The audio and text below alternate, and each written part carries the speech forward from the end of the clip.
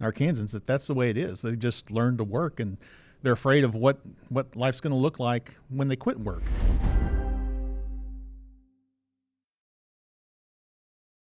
I'm 60 and I feel retirement knocking on my door. I've been working in a labor-intensive job for years now, and I'm worried that I won't make it once I'm done working. What's the best strategy for transitioning from my current career to full retirement? Well, Donna, thanks for the question.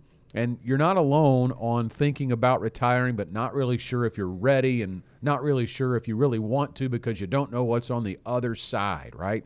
You have to retire to something, not from something. Purpose matters, and we're going to get into that too. But when I say you're not alone, we did look up some data for you. According to the Employee Benefit Research Institute and the Transamerica Center for Retirement Studies, the average over 50 worker who was surveyed in this study expects to retire at age 67, but the most common age in the United States is 62. So the big takeaway there is people retire earlier than they expect to.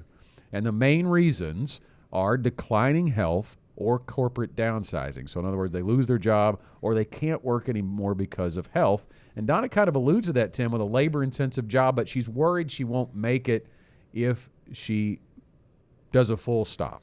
I've had a lot of clients that have been in labor-intensive jobs, and many of them have worked since their teenage years, and so it's just something that's ingrained in them. And there's a lot of Central Arkansans that that's the way it is. They just learn to work, and they're afraid of what life's going to look like when they quit work.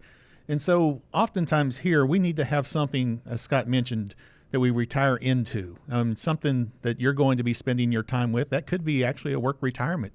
Maybe you don't completely quit. Maybe you cut back on your hours and you work 2 or 3 days a week, something like that. Or maybe it's another job that you just want to do to keep you occupied, but something you've always wanted to do, and you need to start doing that and planning for that maybe before you actually completely step away from your job. But that is one of the big concerns about what am I going to do after I quit working, and what's retirement look like. So you really have to have a plan for retirement.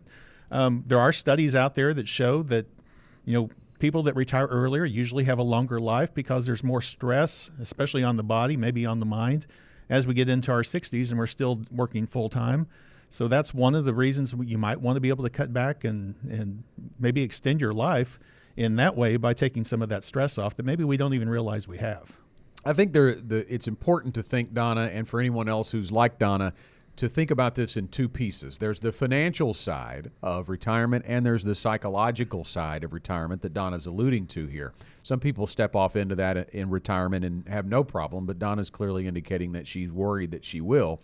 You have to address the psychological side first, because I think that leads to the financial side and determining what you can and you can't do with those plans. So make some plans. Think about the purpose. We talked about that. What are you going to spend your time doing? Do you like to volunteer? Do you have family? Do you have a good social network? Make sure those things are in place if possible.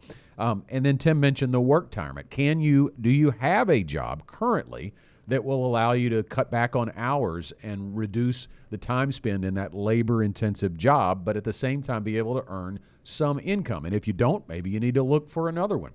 And then once you have those things in place, figuring out how you're going to spend your time will help you evaluate how much money you're going to need to do that. Because, when you are retired, every day is Saturday. So your time spend is important to connect to the financial side, Tim. And that's where it brings us back to the financial side, and we need to discuss income.